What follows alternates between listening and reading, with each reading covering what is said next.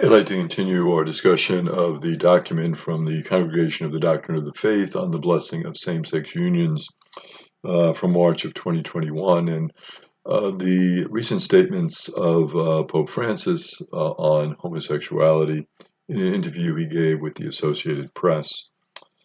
The difficulty that this document points towards, and the difficulty that Pope Francis was grappling with, is equating of same-sex unions with sin.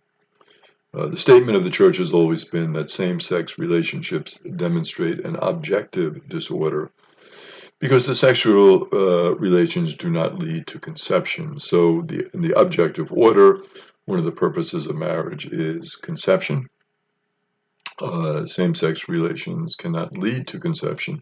So therefore, the Church considers them to be objectively in terms of a disorder. Mortal sin, however, involves three conditions. There must be a serious matter, there must be sufficient reflection, there must be full consent of the will. And Pope Francis, when he was making his correction, because people seemed to take it the wrong way when he was talking about the decriminalization of homosexuality, he had an imaginary conversation about sin, and people took it to mean that the Pope was saying homosexuality was a sin, which of course he was not saying. And in his correction, he said that was not his intention. It is part of the human condition, and for something to be a sin, there must be certain conditions that must be met. And so we can't just say something blanketly is a sin without analyzing it further, obviously. So those three conditions the Church has taught are always necessary for something to be a sin. One can never, of course, accuse another person of sin. I can't say you have sinned. We can certainly point out a concern we might have in the spirit of fraternal correction. We might say, think about this. Sin occurs when a person turns away from God and embraces evil. So this is really the essence of sin. You're turning away from God and you're embracing evil in some way, something that is wrong. And so we can point out that something is objectively a sinful act. There is a murder, there's stealing a large sum, there's telling a lie. We have certainly the Ten Commandments as a basis for that, and other teachings that would say, this is a serious matter. This is something that you must give reflection and say, are you committing a sin? And that's why the Church has that whole formula before we go to confession of what we call an examination of our conscience to see have we committed a sin. As we observe those who enter into same-sex unions, it is hard to make the case that the partners are turning away from God. It would seem rather that the partners are embracing God in and through their love for one another, that they're having a genuine love for one another. So how are they turning away from God? The idea that somebody has the intention to walk away from God and turn their back on God and just embrace evil, is that present in a same-sex union? And again, that would not be for us to judge. It would not. The Pope has said quite frequently, I will not judge concerning homosexuality, and certainly that's good advice to follow. But it's also true in other matters. We can't judge another person's action. We can say, well, this is something that on the surface appears to be a lie. Can you explain it? You seem to have, stolen this amount of money. What's this? We can point that out, but we can't say you have, sinned.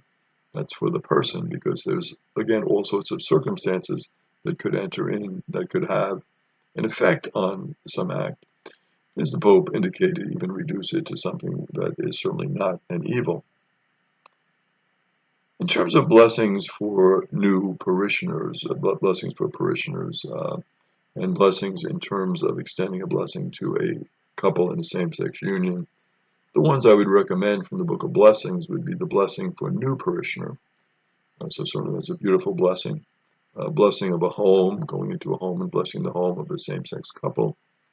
It can be done for Christmas and the Easter season. There's one blessing in chapter 50 of the Book of Blessings, the blessing for new parishioners in chapter 67, and then the blessing for a home at other times would be found in chapter 11.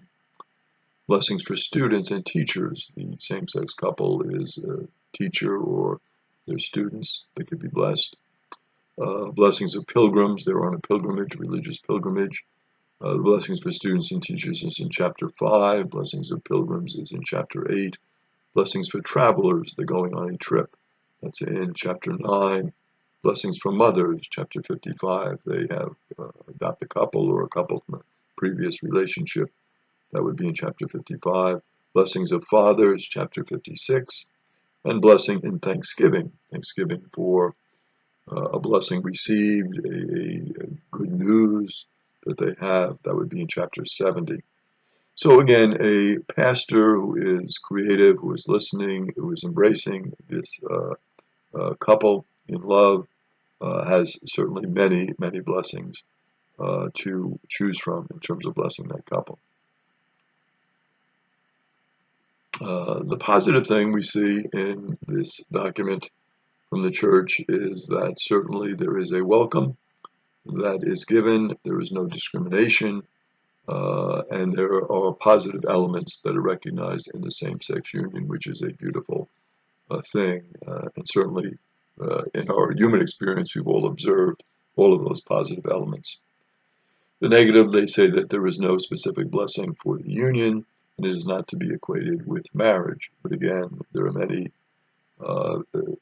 possible blessings. So the pastoral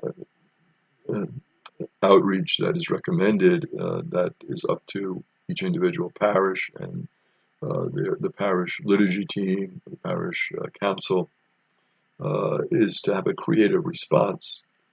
The solution, it would seem to me, is to develop a special rite in your parish for the welcoming for same-sex couples, and also to do some of those blessings from the Book of Blessings. So to develop your own rite, which welcomes that couple into the community, acknowledges them, and begins that accompaniment that the Pope has encouraged, that sense of walking with a couple, similar to what would be done in a situation of the divorced and remarried, walking with them.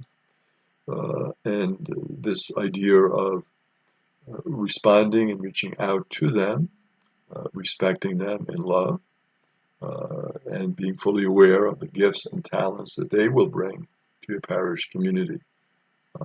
They will bring as catechists, as lectors, as liturgical ministers, as people who are going to enrich your music, your parish outreach, your care for those who are sick, giving communion to the homebound.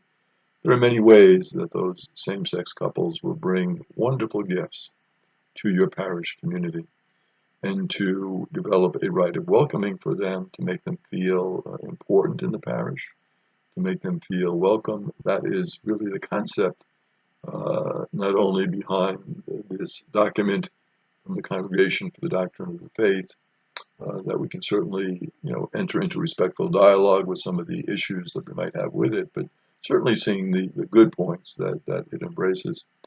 And certainly it is in the spirit of Pope Francis and his approach of accompaniment, of welcome, and his synodal approach of very respectful dialogue, and realizing the treasure, the gift that is in each person, and in each of these special unions that have been entered into.